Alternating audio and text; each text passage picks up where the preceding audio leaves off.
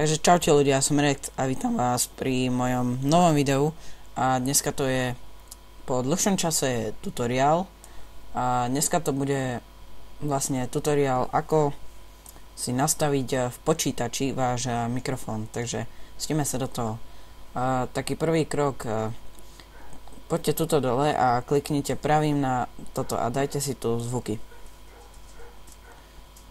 Keď sa vám to načíta, tak dajte si záznam a rozkliknite mikrofón. Následovne tu máte úrovne. Ja to tu veľmi nebudem predstavovať, len ak by ste chceli zažiť šok. No tak doporučil by som vám nejak to takto zesilný mikrofón 20 až 30 podľa toho, ako to ich chcete mať, a mikrofón viac ako 20 si veľmi nedávajte, lebo dám si na ten mikrofón na 30, možno ma počujete už lepšie. A teraz stište si troška to video, dávam na to chvíľku čas.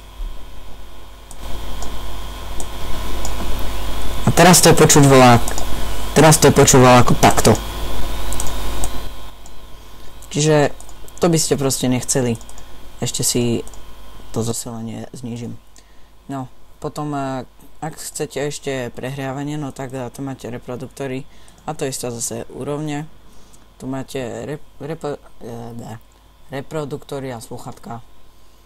Ľavé, pravé, to asi nájdete na 100, to je už v podstate automatika, že 100.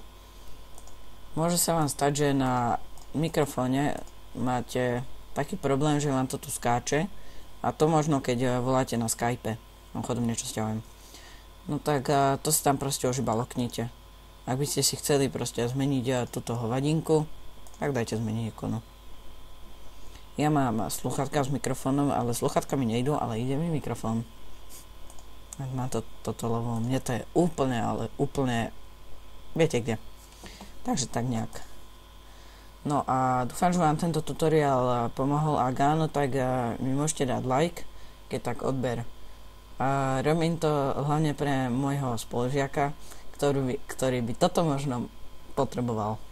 Čiže ja vám ešte raz ďakujem za pozornosť a ja sa s vami lúčim a čaute.